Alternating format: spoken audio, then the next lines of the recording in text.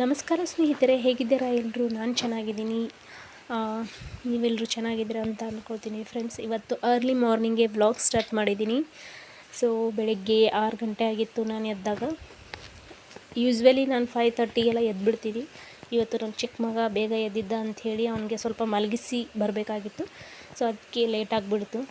6 o'clock ಆಗಿತ್ತು. ಇವಾಗ ಅದರಲ್ಲಿ ಬೇರೆ ನೈಟು ಯಾವುದೇ ಕೆಲಸ ಆಗಿರಲಿಲ್ಲ. ನೈಟು ಮಾಡಲಿಕ್ಕೆ ಆಗಲಿಲ್ಲ. ನನ್ನ ಮಗನದು ಹೋಮ್ವರ್ಕ್ ಇತ್ತು.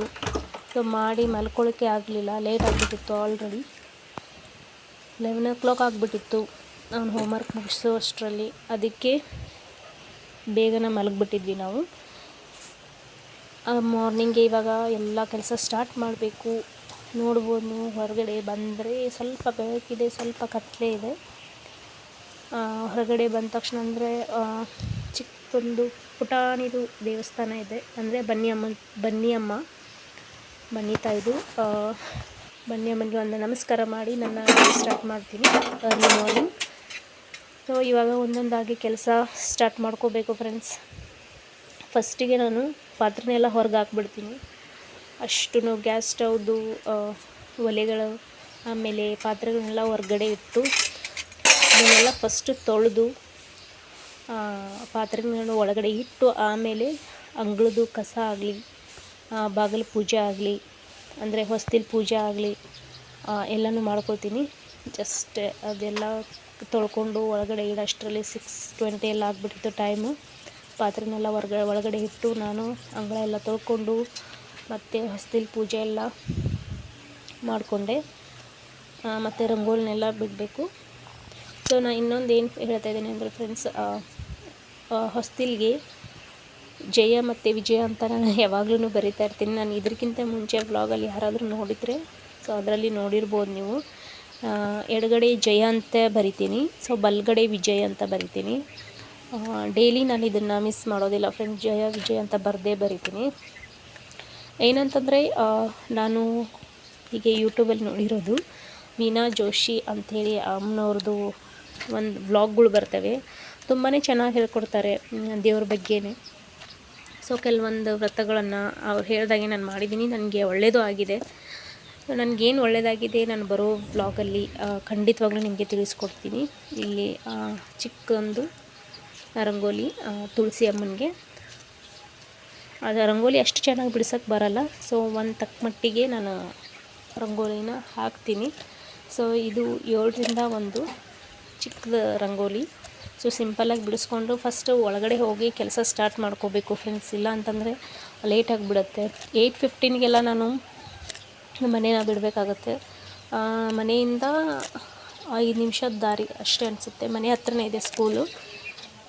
ಅದರಿಂದ ನಾವು ಸ್ಕೂಲ್ ಹತ್ರನೇ ಮನೆ ಹುಡುಕಿ ಸೊ ಈ ಮನೇಲಿರೋದು ಸದ್ಯಕ್ಕಿವಾಗ. ನೋಡ್ಬೋದು ಫ್ರೆಂಡ್ಸ್, ಈ ಥರ ಸಿಂಪಲ್ಲಾಗಿ ರಂಗೋಲಿ ಬಿಡಿಸ್ಕೊಂಡಿದ್ದೀನಿ. ಫಾಸ್ಟ್ ಇಟ್ಟಿದ್ದೀನಿ ಫ್ರೆಂಡ್ಸ್, ತುಂಬ ಲೆಂತಿ ಆಗಿಬಿಡುತ್ತೆ ವಿಡಿಯೋ ಅಂಥೇಳಿ. ಸೊ ಸಿಂಪಲ್ಲಾಗಿ ತೋರಿಸ್ತಾ ಇರೋದು. ಇದೆಲ್ಲ ರೆಡಿ ಮಾಡಿಕೊಂಡು ಹೊರಗಡೆ ಎಲ್ಲ ರಂಗೋಲಿ ಅದೆಲ್ಲ ಕ್ಲೀನ್ ಮಾಡಿಕೊಂಡು ಒಳಗಡೆ ಬಂದು ಫ್ರೆಂಡ್ಸ್, ಇವಾಗ ಗ್ಯಾಸ್ ಸ್ಟವ್ನೆಲ್ಲ ಕ್ಲೀನ್ ಮಾಡ್ಕೋಬೇಕು. ಗ್ಯಾಸ್ ಸ್ಟವ್ನೆಲ್ಲ ಕ್ಲೀನ್ ಮಾಡಿಕೊಂಡು ನನ್ನ ಮಗನಿಗೆ ಹಿಂದಿನ ದಿನವೇ ಕೇಳಿರ್ತೀನಿ, ನೈಟೇ ಕೇಳಿರ್ತೀನಿ ನಾನು ಬಾಕ್ಸಿಗೆ ಏನು ಕಟ್ಟಬೇಕು ಅಂಥೇಳಿ. ಇಲ್ಲ ನನಗಿಷ್ಟ ಆಗಿದ್ದೇನಾದರೂ ಕಟ್ಟಿದ್ರೆ ಅವನು ತಿಂದ್ಕೊಂಡೇ ಬರಲ್ಲ. ಮಮ್ಮಿ ಯಾಕೆ ಅದನ್ನು ಕಟ್ಟಿದೀಯ, ನನಗಿಷ್ಟ ಇಲ್ಲ, ಅದು ನಾನು ತಿನ್ನಲ್ಲ ಅಂತ ಹೇಳ್ತಾನೆ. ಬಾಕ್ಸ್ ನನಗೆ ತಂದಿರ್ತಾನೆ. ಸ್ನ್ಯಾಕ್ಸ್ ಏನು ಕಟ್ಟಿರ್ತೀನಲ್ವ, ಒಂದಿನ ಆ್ಯಪಲ್ ಕಟ್ಟಿರ್ತೀನಿ, ಒಂದಿನ ಡ್ರೈ ಫ್ರೂಟ್ಸ್ ಕಟ್ತೀನಿ, ಒಂದಿನ ಯಾವತ್ತೋ ಒಂದೊಂದು ದಿನ ಚಿಪ್ಸ್ ಕಟ್ಟಿರ್ತೀನಿ. ಅವನಿಗೆ ಡೈಲಿ ಅದೇ ಆದರೆ ತಿಂದು ಬರಲ್ಲ ಅವನು. ಸೊ ಒಂದೊಂದು ದಿನ ಒಂದೊಂದನ್ನು ಸ್ವಲ್ಪ ಹೆಲ್ದಿ ಫುಡ್ಸನ್ನು ಅದರ ಜೊತೆ ಮಿಕ್ಸ್ ಮಾಡಿ ಕಟ್ಟಿರ್ತೀನಿ. ಮೂಡಿದ್ರೆ ತಿಂದು ಬರ್ತಾನೆ, ಇಲ್ಲಾಂದರೆ 2 ಬಾಕ್ಸ್ನು ವಾಪಸ್ ಹಾಗೆ ತಂದುಬಿಡ್ತಾನೆ. ಜಾಸ್ತಿ ತಿನ್ನೋದೇ ಇಲ್ಲ ನನ್ನ ದೊಡ್ಡ ಮಗ. ಸಿಕ್ಕಾಪಟ್ಟೆ ಉಣ್ಣೋದಕ್ಕೋಸ್ಕರ ಸಿಕ್ಕಾಪಟ್ಟೆ ಕಾಡಿಸ್ತಾನೆ. ಅವನಿಗೆ ಹಾಸ್ಪಿಟ್ಲಿಗೆಲ್ಲ ತೋರಿಸಿದ್ದೀವಿ. ಹೊಟ್ಟೆನೇ ಹಸಿಯಲ್ಲ ಅವನಿಗೆ. ಎಷ್ಟೊತ್ತಾದರೂ ಬಿಡಿ, ಆದರೆ ಏನು ಅಂಗಡಿದು ಥಿಂಗ್ಸ್ ಮಾತ್ರ ಚೆನ್ನಾಗಿ ಕೇಳ್ತಾನೆ ಅವನು. ಚಾಕ್ಲೇಟ್ಸು, ಚಕ್ಕಿ ಈ ಥರ ಎಲ್ಲ ಊಟ ಮಾಡು ಅಂತಂದರೆ ಮಾಡೋದೇ ಇಲ್ಲ. ಸೊ ಅವರು ಸ್ಕೂಲಲ್ಲಿ ಒಂದು ಸರಿ ಕಂಪ್ಲೇಂಟ್ ಮಾಡಬೇಕು, ಬಾಕ್ಸ್ ಹಾಗೆ ತರ್ತಾನೆ ಅಂಥೇಳಿ. ಅವರು ಆಯಾಗಳು ನೋಡ್ತಾರೆ ಇಲ್ಲ ನನಗೆ ಗೊತ್ತಿಲ್ಲ. ಒಂದು ಸರಿ ಹೇಳಬೇಕು ಅವನಿಗೆ, ಕಂಪ್ಲೇಂಟ್ ಮಾಡ್ತೀನಿ ಅಂತ ಹೇಳಿದ್ರೆ ಸ್ವಲ್ಪ ಏನಾದರೂ ತಿಂದು ಬರ್ತಾನೇನೋ. ಬಾಕ್ಸ್ ಹಾಗೆ ತಂದುಬಿಡ್ತಾನೆ. ಅದಕ್ಕೆ ಕೇಳಿದ್ದೆ ನಿನ್ನೆ ನೈಟೇ. ಅದಕ್ಕೆ ರೈಸ್ ಐಟಮ್ಸ್ ಮಾಡು ಮಮ್ಮಿ, ಕೆಂಪನ್ನ ಮಾಡಂತ ಹೇಳಿದಾನೆ. ಅವನಿಗೆ ಕೆಂಪು ರೈಸ್ ಅಂದರೆ ತುಂಬಾ ಇಷ್ಟ. ಸೊ ನಾನು ಕೆಂಪು ರೈಸ್ ಅಂದರೆ ಯಾವುದಂತ ಕೇಳ್ತೀರಾ, ನಾನು ಇವಾಗ ಪ್ರಿಪೇರ್ ಮಾಡ್ತೀನಿ ನೋಡಿ. ಸೊ ಇವಾಗ ನನಗೆ ಅಂತ ಬಿಸಿನೀರು ಇಟ್ಕೊಳ್ತಾ ಇದ್ದೀನಿ. ಡೈಲಿ ಮಾರ್ನಿಂಗ್ ನಾನು ಉಗುರು ಬೆಚ್ಚಗಿನ ನೀರನ್ನೇ ಕುಡಿಯೋದು. ಒಂದು ಸೈಡ್ ಟೀಗೆ ಇಟ್ಕೊಂಡಿದ್ದೀನಿ, ಒಂದು ಸೈಡ್ ಬಿಸಿನೀರು ಕಾಯಿಸ್ಕೊಳಕ್ಕೆ ಇಟ್ಕೊಂಡಿದ್ದೀನಿ. ಅಟ್ ಎ ಟೈಮ್ ಎರಡೆರಡು ಕೆಲಸ ಮಾಡಿಕೊಂಡ್ರೆ ನನಗೆ ಈಸಿ ಆಗತ್ತೆ ಅಂತೇಳಿ ಮಾಡ್ಕೋತಾ ಇರ್ತೀನಿ. ಬಿಸಿನೀರು ಕಾದ ತಕ್ಷಣ ಅದನ್ನು ಸೈಡಿಗೆ ಇಟ್ಕೊಂಡು ಮತ್ತು ರೈಸ್ಗೆ ಇಡ್ತಾಯಿದ್ದೀನಿ ಅವನಿಗೆ, ನನ್ನ ಮಗನಿಗೆ. ಒಂದು ಕಡೆ ರೈಸ್ ಇಟ್ಕೊಳ್ತೀನಿ, ಒಂದು ಕಡೆ ಒಗ್ಗರಣೆಗೆ ರೆಡಿ ಮಾಡ್ಕೊಂಡು ಬಿಡ್ತೀನಿ. ಇದಾದಮೇಲೆ ರೈಸ್ಗೆ ಇಟ್ಟು ನಾನು ಸ್ವಲ್ಪ ಫ್ರೆಶ್ ಅಪ್ ಆಗಿ ಬಂದೆ.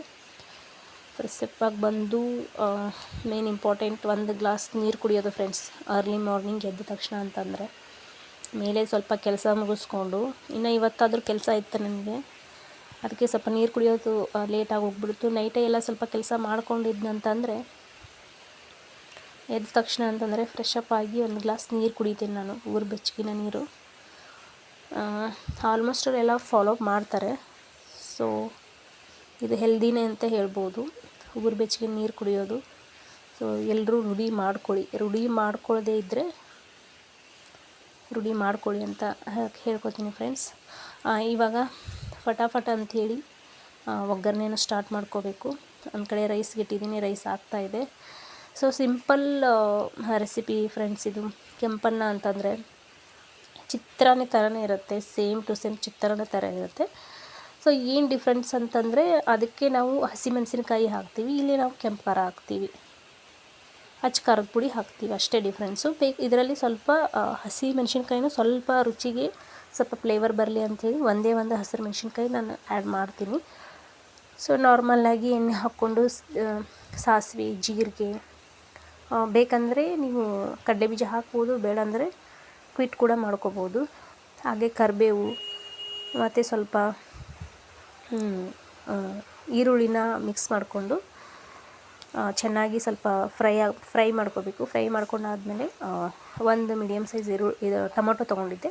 ಸೊ ಟೊಮೊಟೊ ಹಾಕಿ ಸ್ವಲ್ಪ ಅರಿಶಿನ ಹಾಕಿ ಉಪ್ಪು ಹಾಕಿ ಲಿಡ್ನ ಕ್ಲೋಸ್ ಮಾಡಿ ಬೇಯೋದಕ್ಕೆ ಬಿಟ್ಬಿಡ್ಬೇಕು ಫ್ರೆಂಡ್ಸ್. ಇದನ್ನ ಸ್ವಲ್ಪ ಟೊಮೊಟೊ ಸ್ವಲ್ಪ ಮೆತ್ತಗಾಗಬೇಕು, ಗಟ್ಟಿ ಇರುತ್ತಲ್ಲ. ಸೊ ಅದು ಉಪ್ಪು ನಾವು ಅರಿಶಿನ ಹಾಕಿದರೆ ನಿಮ್ಗೆ ಗೊತ್ತೇ ಇರುತ್ತೆ. ಸೊ ಮೆತ್ತಗಾಗುತ್ತೆ ಅದು.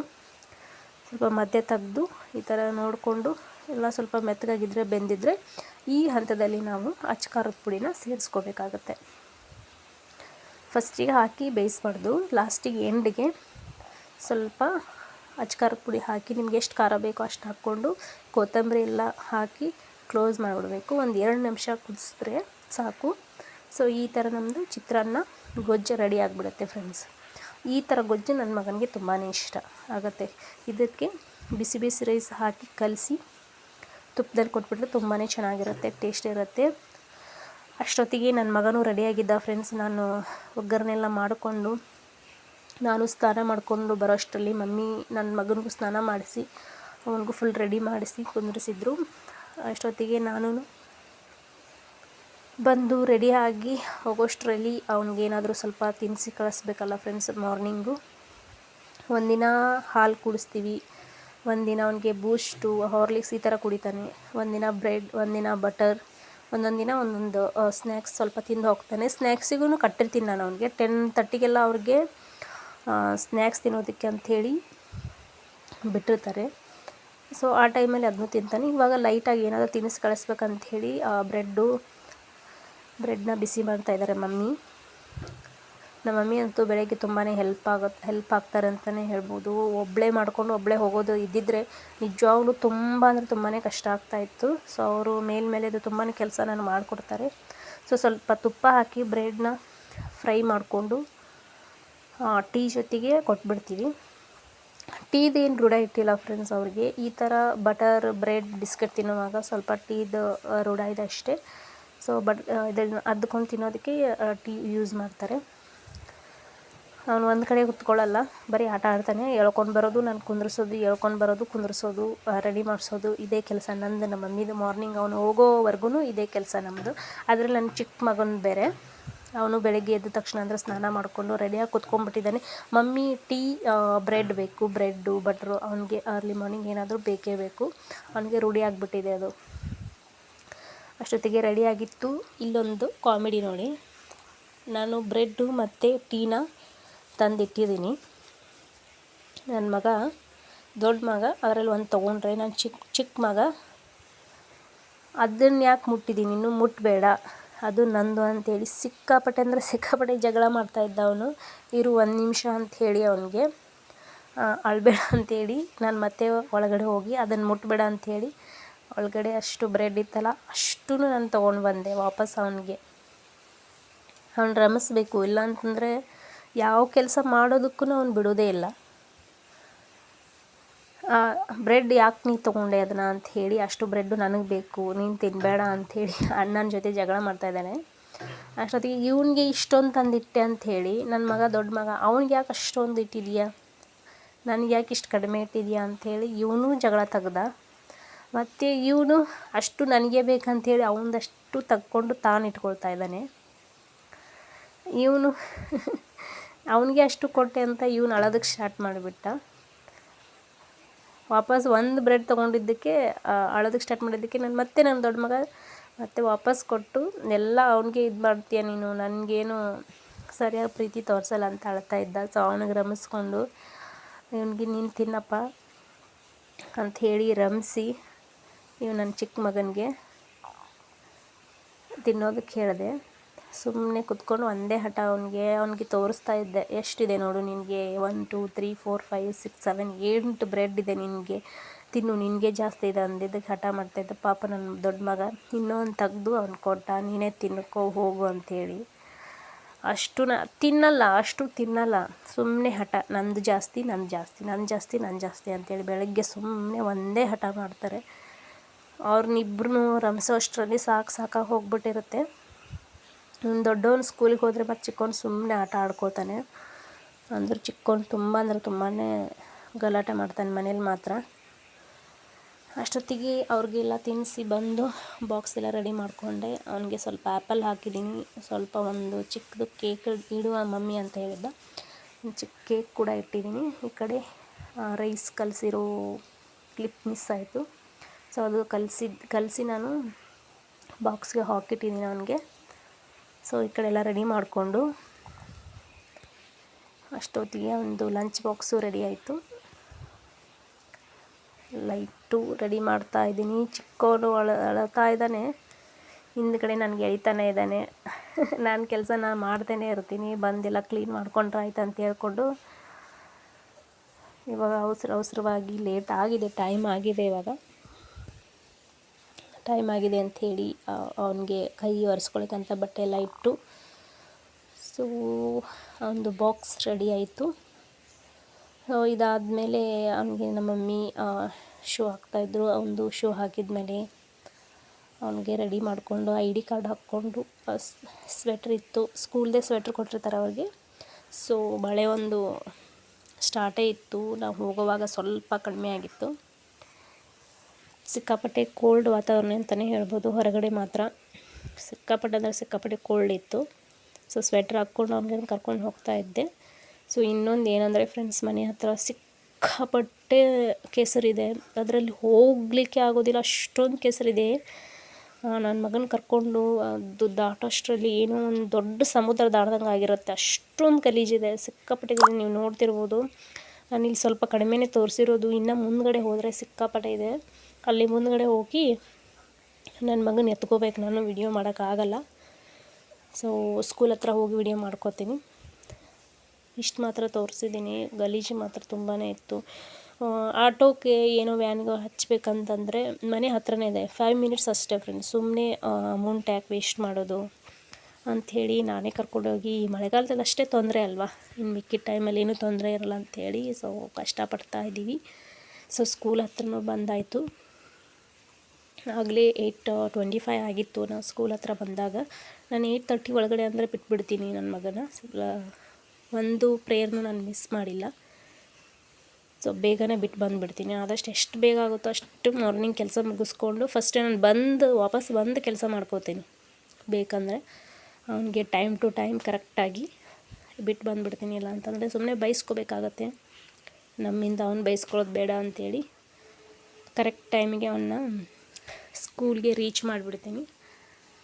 ಇವಾಗ ಸ್ಕೂಲ್ ಒಳಗಡೆ ಹೋಗ್ತಾ ಇದ್ದೀನಿ ಫ್ರೆಂಡ್ಸ್. ಒಂದು ಬ್ಯಾಗ್ ಕೊಟ್ಟು ಸ್ಕೂಲ್ ಒಳಗಡೆ ಕಳಿಸ್ತಾ ಇದ್ದೀನಿ. ಸ್ಕೂಲ್ ಮಾತ್ರ ಚೆನ್ನಾಗಿದೆ, ಇದು ಇಂಗ್ಲೀಷ್ ಮೀಡಿಯಮ್ ಸ್ಕೂಲು.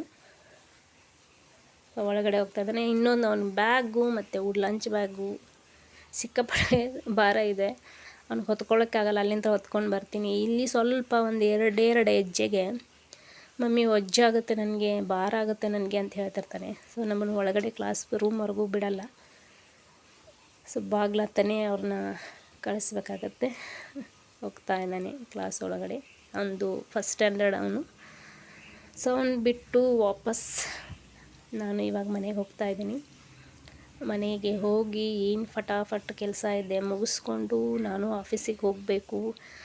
9:30 ಅಂದ್ರೆ ಆಫೀಸಲ್ಲಿ ಇರಬೇಕು. ಆ್ಯಕ್ಚುಲಿ ಹೇಳ್ಬೇಕಂದ್ರೆ ನಂದು ಲೇಟೇ ಆಗಿಬಿಡುತ್ತೆ.